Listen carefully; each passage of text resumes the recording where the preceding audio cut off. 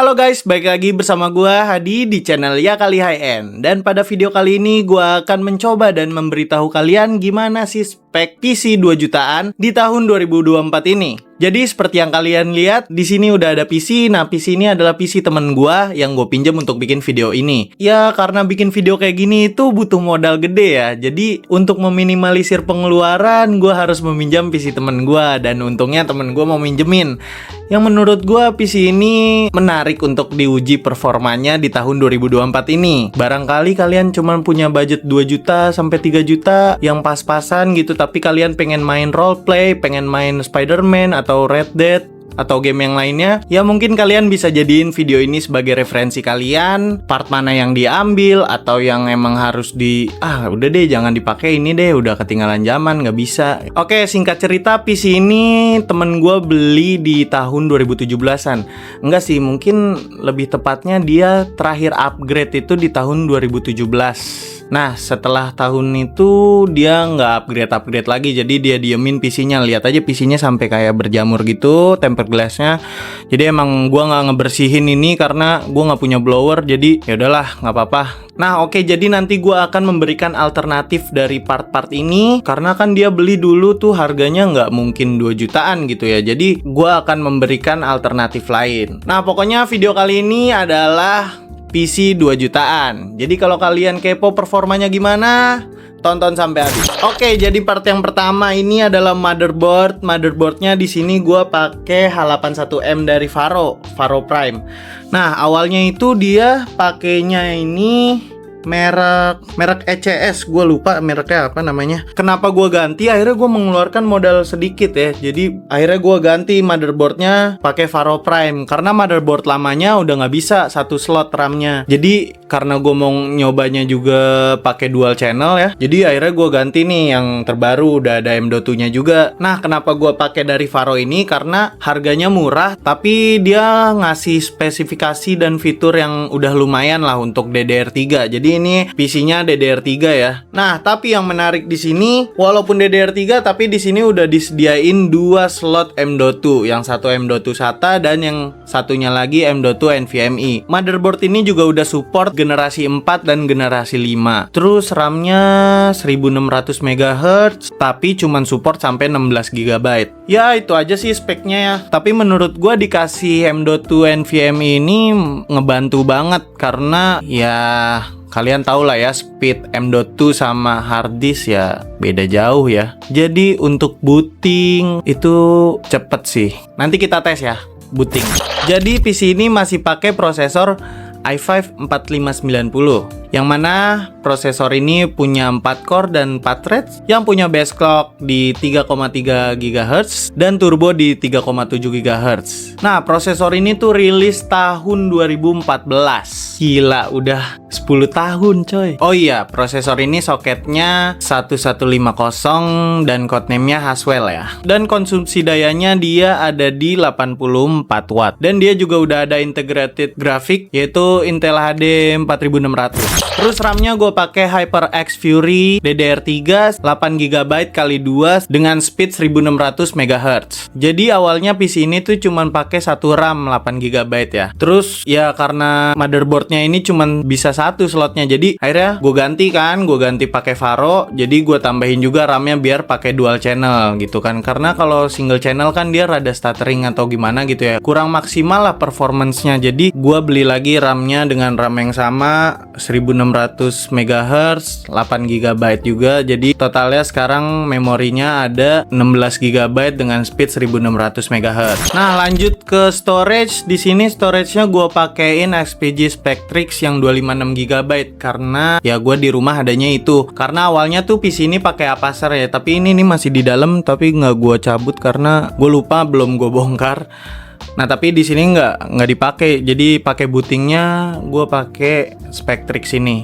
Nah, XPG ini udah Gen 3 X4, jadi speednya udah oke lah. Untuk power supply-nya di sini pakai Upcon Core 500 watt yang udah modular. Nah, Untuk PSU gua nggak tahu mendetailnya gimana, cuman dari yang gua lihat di review-review YouTube atau yang lainnya bilang kalau PSU ini tuh bagus. Jadi untuk specs ini ya aman lah, buktinya aja dia bertahan ya dari tahun 2017 sampai sekarang ya aman-aman aja gitu. Atau kayaknya tahun 2019 gitu ya. Ya aman lah pokoknya, belum ada kendala sama sekali. Dan PSU ini kalau di web itu dia dikasih garansi 7 tahun. Lama juga ya. Karena gue punya PSU FSP 650 yang HP Pro. Itu garansinya cuma 3 tahun. Tapi ini kalau di sini itu Upcon Core Mighty 500 watt dikasih garansi 7 tahun. Ya kalau garansinya 7 tahun kayak gitu sih harusnya aman ya. Nah untuk CPU coolernya ini pakai LC100 RGB. Ya menurut gua kalau emang mau murah lagi nggak usah pakai CPU cooler yang RGB sih, menurut gua pakai CPU cooler bawaan aja. Nah, terus untuk bermain game kita itu butuh VGA karena integrated graphic dari prosesor ini kayaknya belum bisa buat main game-game sekarang. Nah, jadi di PC ini pakai dari kubu merah yaitu RX 570 4GB. Nah, tapi VGA ini tuh udah lama banget ya. VGA ini tuh udah dari 2017 sedangkan sekarang udah 2024 ya, jadi udah lumayan jadul gitu ya. Tapi untuk low budget sih masih oke banget ya, karena dibanding GTX 1050 Ti atau GT 1030 gua sih masih mending pakai RX 570 karena VGA dari AMD itu murah-murah. Untuk zaman sekarang kayaknya kalian mending pakainya RX 580 karena harganya itu mirip-mirip. Dan sekarang juga kan RX 580 itu baru diproduksi lagi. Tapi bukan produksi sih, kayaknya itu refurbish. Tapi ya menurut gue sih aman ya, karena brandnya itu ngasih garansi sampai 2 tahun kayak Taras, terus Venomerek, terus apalagi ya? Gue lupa apalagi mereknya. Ya pokoknya itu. Nah, terus untuk casingnya itu di sini pakai GMX. Gue nggak tahu ini GMX apa. Kalau nyari di online shop juga gue nggak tahu ini namanya apa. Nggak ketemu. Tapi kalau saran gue ada juga casing yang murah itu dari Raptor Sentinel. Nah itu harganya 300.000. Udah dapat fan RGB juga. Ya lumayan lah dapat fan casing. Jadi langsung aja kita tes performanya gimana ini PC spek 2 jutaan. Kita buat main game tahun 2024. Let's go.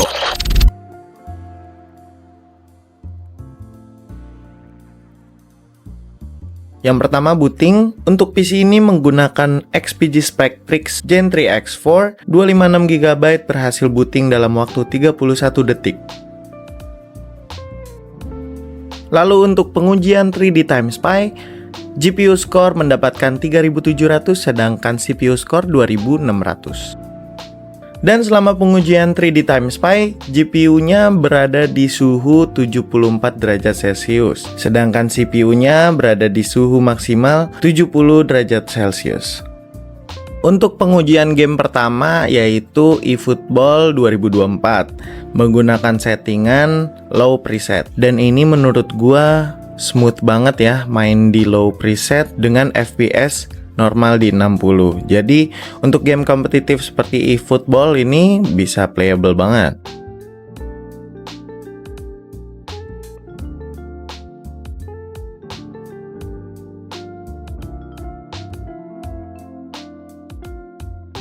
Dan untuk pengetesan game yang kedua ada EA Sport FC 24 atau FIFA 24. Untuk game ini di settingan low mendapatkan FPS 60. Nah, cuman MSI Afterburner-nya nggak bisa masuk ke sini ataupun AMD-nya. Nah, tapi seperti yang kalian lihat ini emang smooth banget berjalan di 60 FPS dengan phishing on ya.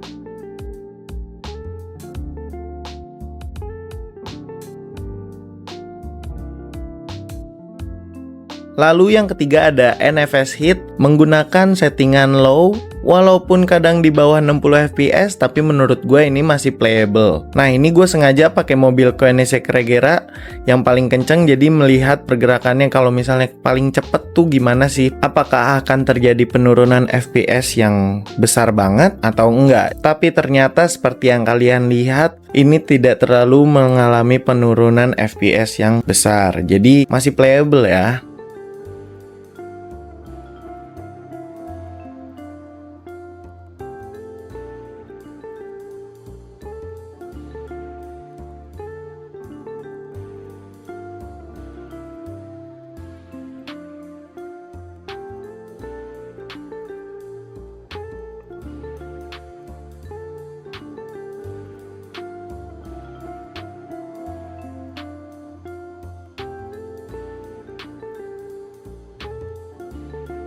Lanjut yang keempat ada game Watch Dogs Legion, dan ini merupakan game yang lumayan berat, atau bisa dibilang juga ini game yang berat. Menggunakan settingan very low, PC ini berhasil mendapatkan 30-an FPS, yang mana menurut gua pribadi ini masih bisa dimainin, ya walaupun tidak sesmooth itu.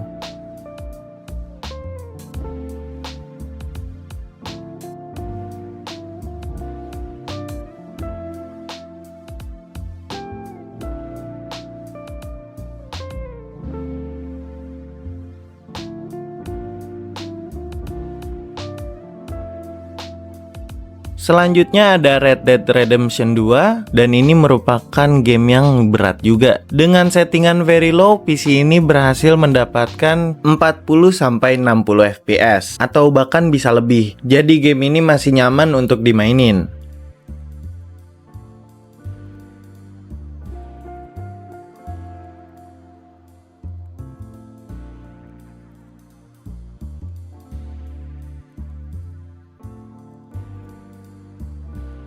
Selanjutnya ada game Spider-Man Miles Morales. Nah, ini menggunakan settingan low tapi menggunakan FSR 2.1.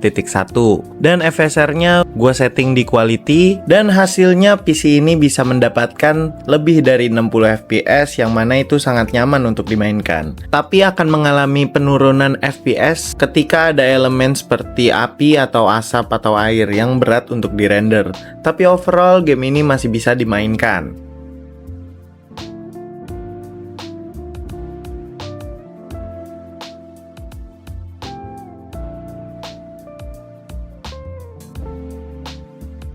Lanjut ke game GTA 5 Online. Di settingan very high, PC ini bisa menjalankan game ini dengan sangat lancar. Apalagi kalau misalnya settingan ini diturunin menjadi high atau medium, pasti akan mendapatkan FPS yang lebih.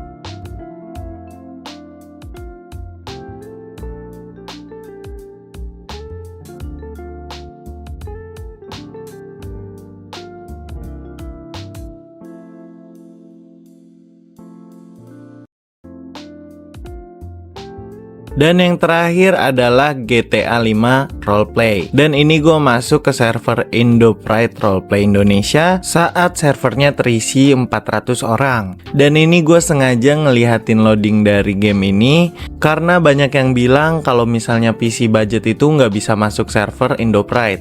Jadi sengaja gue masukin nih loadingnya.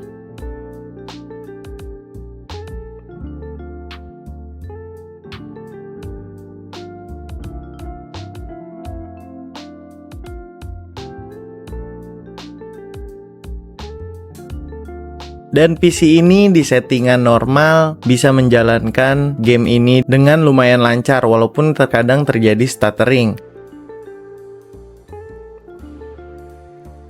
Dan menurut gua ini sangat-sangat masih bisa untuk dimainkan. Ya, tapi kalian nggak bisa berharap lebih untuk settingan-settingan yang lebih tinggi karena ya gimana? PC low budget.